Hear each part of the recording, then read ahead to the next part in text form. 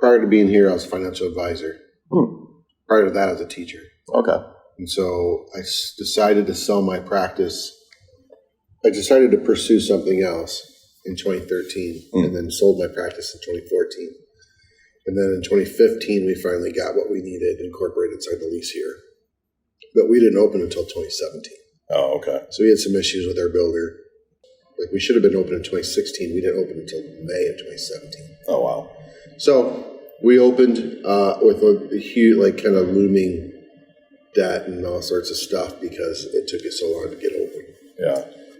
But it's been 5 years, and this was the location. So we did our very first investor, like when we were looking to find investors.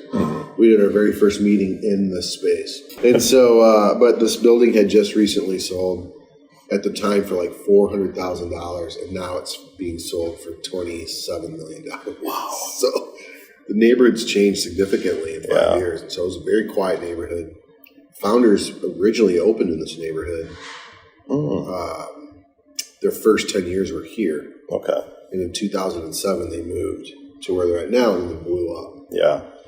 Mainly, they owned property, like all the things you need to leverage your business to grow. They did it. And when they did that, this neighborhood stopped developing. So instead of developing this neighborhood, they developed Bridge Street. Gotcha. Which was like, not depressed, but that was the west side. Like it just was stuffed. And it was great because that's where you went to drink. That's where you went to go do what you wanted to do because it was cheap. Yeah, opened up 5 years ago here. We now have this space, and then we have a 5,000 square foot warehouse just south side of town. Still downtown. But I was there all morning cleaning it up and getting ready for whatever. But everything we make basically gets packaged here, gets sent to the warehouse. And then our taproom orders it back, and then our distributor picks up from over there. Okay, cool. And where are you guys, when it comes to distributing, how much? Just this immediate area, Kent County, the outside? State, so our distributor's out of Ann Arbor. Okay. And he has a contract for the state. And so we distributed to like over half of what we made in 2018, 2019. And then in 2020 with COVID, we started packaging everything in, like we had a canner. And so we just started packaging everything in cans.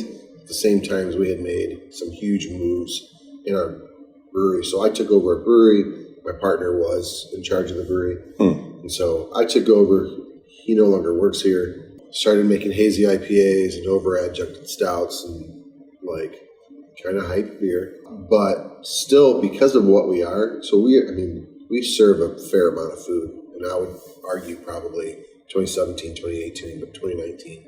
Everyone talked about our food first, which bugged me because we're a brewery. However, food's dope. Like our chef is fantastic. We actually today, so we have this pop-up kitchen that popped up during COVID. Oh, neat.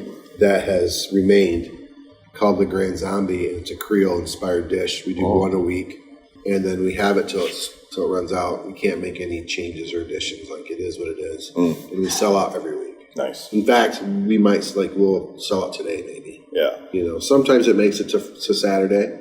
Sure. But for the most part, it's made to sell out. So we changed how we brewed, what we brewed, and all of a sudden, like we were selling whole batches of beer in a week during COVID. And I know, like some of that was not. It was because of what was happening. Like lots of people stepped up. Like, I saw the same guy every time his order came in, I knew who it was.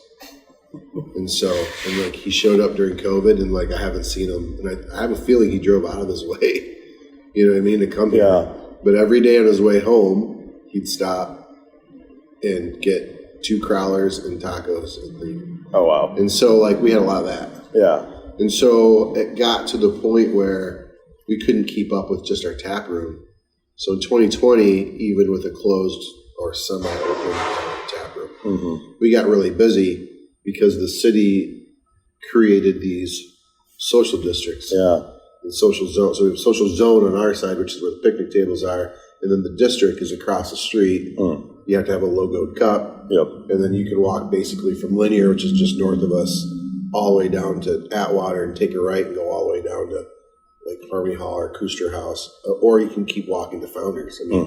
So that changed the game for us. Wow. So we have high rent and 138 seats inside, and we have no rent, 144 seats outside. Wow. And so that tent, we put that tent up during COVID. We had it like heated in the winter. So in 2021, like we were closed January, February, and our sales were the highest in any February or any January ever. And it was out of that tent. Sure. And so we had this, we have this big heater. It'll heat 2 houses or that tent. Yeah. So with the sides down, we could affect the temperature like 30 degrees. And so if it were 0, it was 30, and it felt warm for half hour, 25 minutes. Yeah. But if it was 30, man, it felt 60 in there if you were dressed appropriately. Yeah. You could hang out in there all day, which people, like, we saw all sorts of people that probably never would have come here. We you could just tell our people are not our people. So whatever, it was great. And so that changed the game for us. And so now, like, our summers are great. Like, I feel like we kind of have not quite a beach community vibe. Sure. But like in the summers, it's busy. Chill by the water people. Yeah. And so, which is great. And so, then we started doing live shows across the street. I had this business plan for 2020 that I never actually got to do because you really couldn't have events. You really couldn't do a whole lot. And I really thought I saw that our industry locally, or our business, we needed to have event-based beer sales. We needed to create a party, which would create an opportunity for people to come and try our beer. And so that's what we did. And so we had 8 shows in 2021 in the park. We called them Friday Night Live. We made a beer called Friday Night Crusher for these things. And then, people just came. I mean, it was like our first one, we had like 1,300 people there. Oh, wow. It was, we were not prepared. And so like the next week we had a bar. So we have a walk-up window. That was because of COVID. Yeah. But we had a walk-up window and we had a jockey box inside. So you could pick 3 beers and a seltzer. That's all you could choose in the window, or you could come inside and get in line. And then we had jockey boxes in a tent outside, which we can do now. Yeah. And so we had basically 3 bars, and we were just blowing through beer. So we couldn't keep more than 6 beers on. And so like we'd walk in on Friday and we're like, all right, we only have like 20 kegs over 6 brands, which one brand is 20 kegs if you package it all in the kegs. And so, we're just like, man. So we'd come in on Monday, we're down to 3 beers. But then we're packaging 3 beers, So we've just been playing catch up until April, May of this year. Basically increased our capacity by 250%. Added some lager tanks, added more fermenters, added another bright tank.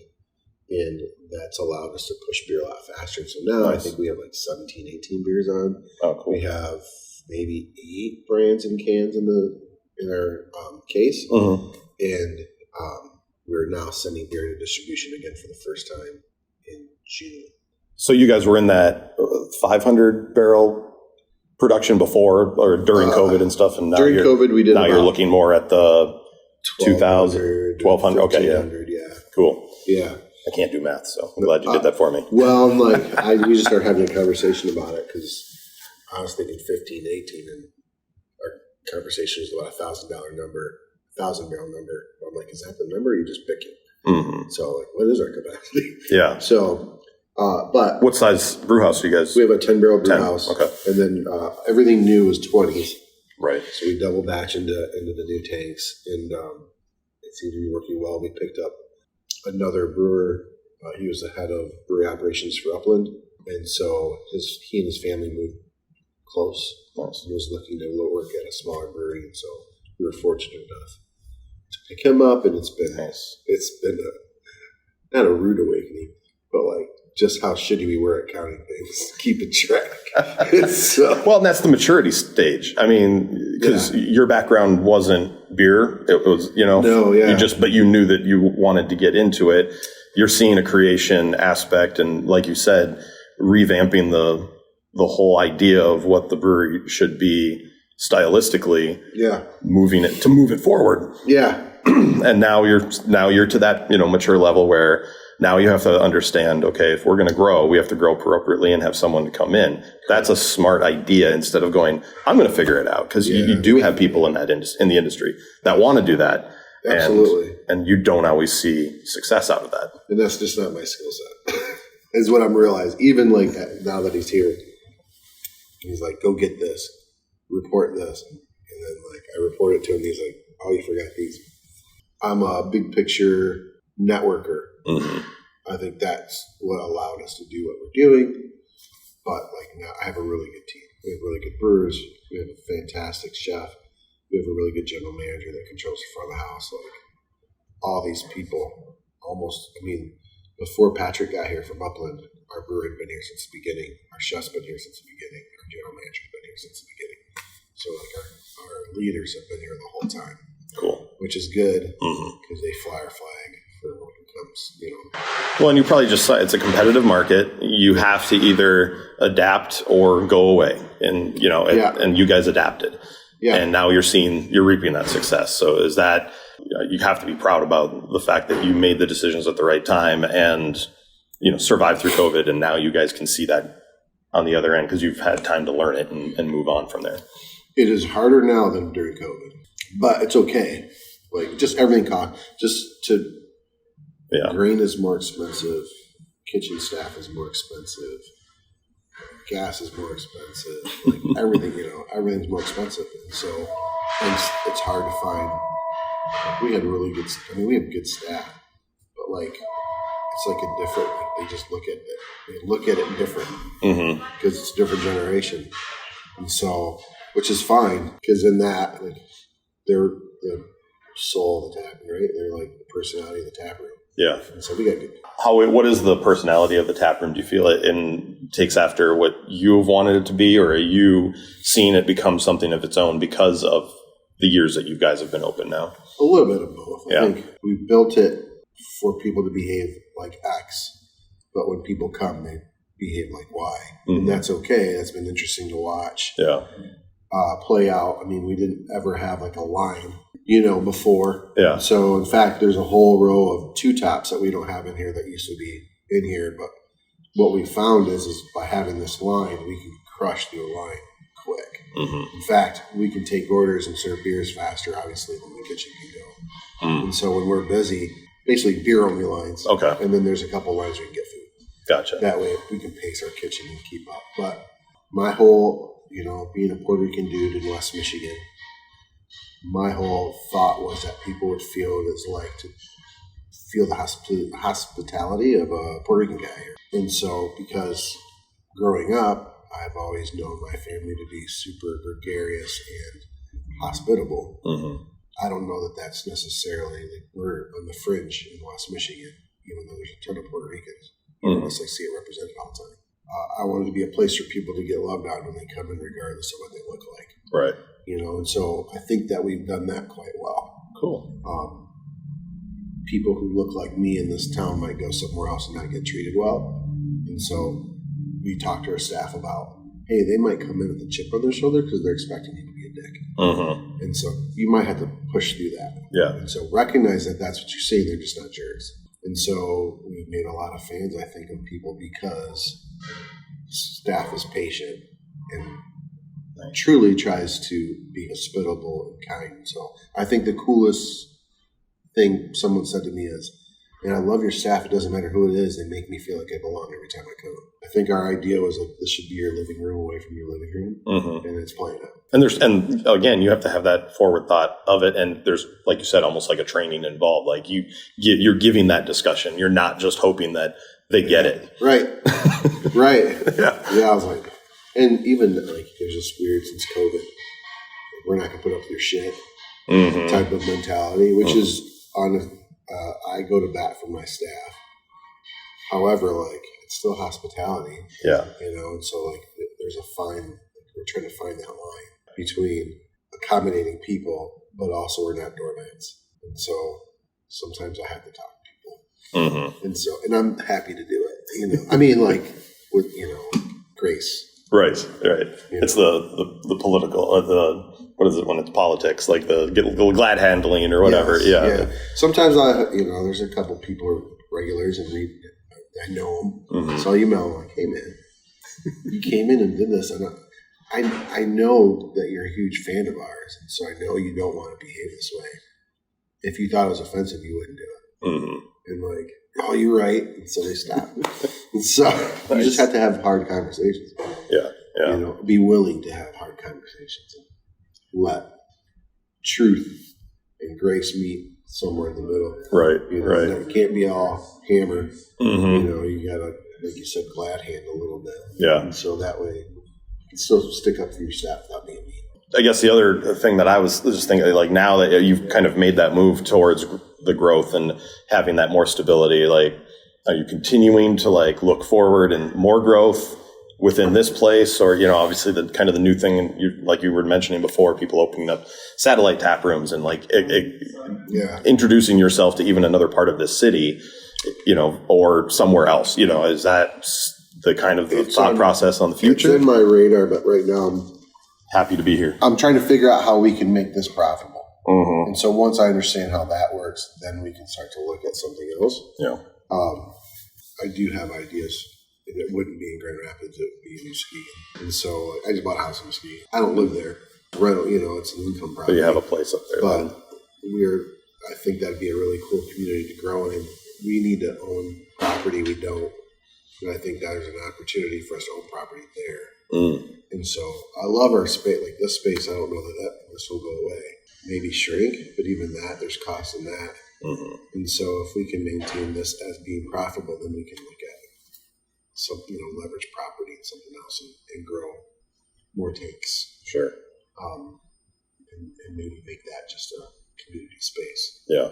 Talking about the beer, is there things that you said at the start, you know, like you said, hazies and bringing in things that have become flagships for you guys, or are you guys very much kind of turn and burn, keep finding the great new thing? I mean, are you guys, I know flagships kind of sometimes go by the wayside in the beer world lately, but do you have something that is a mainstay that you're happy that came across new. that? So we never had the same beer.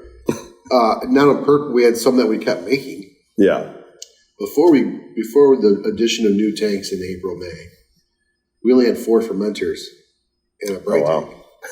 And so, man, we made almost 40 new brands in 2020 and almost 35 new brands in 2021. Mm. So that's a ton of new beer. That's a ton of art. So now we're at a point where like, all right, how many more times can you make a different hazy with Citron?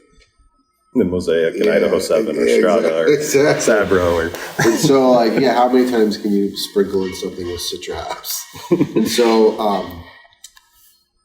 Prague Underground is Czech Pilsner that we have kind of leaned into. Mm-hmm. We won Best Beer Label of the Year last year, I think, for that beer. Cool. And so we were already trying to push that brand. So when that happened, we were like, yes. So what was that through? What was the USA Today? Oh, sweet. And so like the top 10, it's a voting thing. It's yeah. However, West Michigan loves to vote, so we won. We actually also got third brew pub in the best brew pub in the country. Like we were third. Oh, nice. And then this year we're nominated. We're currently in 4th. We're in 1st for best beer label. And then we had a party to celebrate 5 years on that bridge this summer. Mm. We called it Bridge Blast, and somehow that got picked up, and so we're nominated for Best Beer Festival. Sweet. Which, I hope we get in the top 5 because I'm going to sell tickets next year. So I'm like, yes! That's awesome. So, Werewolves of Michigan is a West Coast IPA that we've leaned into and have been brewing quite a bit. We just came up with this new session, West Coast, called Baby Nelson. And it's so good and crushable. Like, I feel like the beers that we're making that are 4.5% to 5.5% are just crushing. Like, nice. People are drinking the crap out of it. Mm. And so I was just talking to one of the owners of Arvon. He's like, dude, our triple IPAs used to last 3 hours online. He's like, now it's like 2 weeks, which is funny. 2 weeks is still fast. Yeah. But when you're used to things are changing. Yeah. People's palates are changing. We're all getting old. I can't just drink a bunch of hazy beer anymore. Yeah. And so I'm finding I want to make something I want to drink while I'm here. Right. But I think flagships are important if we want to get to the next step. Mm-hmm. Because if we want to get tap handles around town, we have to pick something. go with it and keep making it. Yeah. And so, which I think we're going in that direction. But we'll continue to make new brands. Right now we're making beer that kind of get through stock, like labels. Right? What could we make right now and cheaply sell?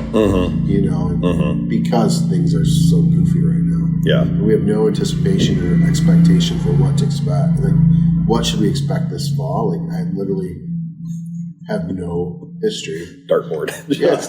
And so, like, you know, years 1 and 2, you knew. 3, okay, we have 2 years. And, well, in my 3rd year, shit hit the fan. Yeah. And so then it became like last year, or at the end of 2020, at the end of 2021, like I made some decisions to get rid of some debt and spent a ton of money.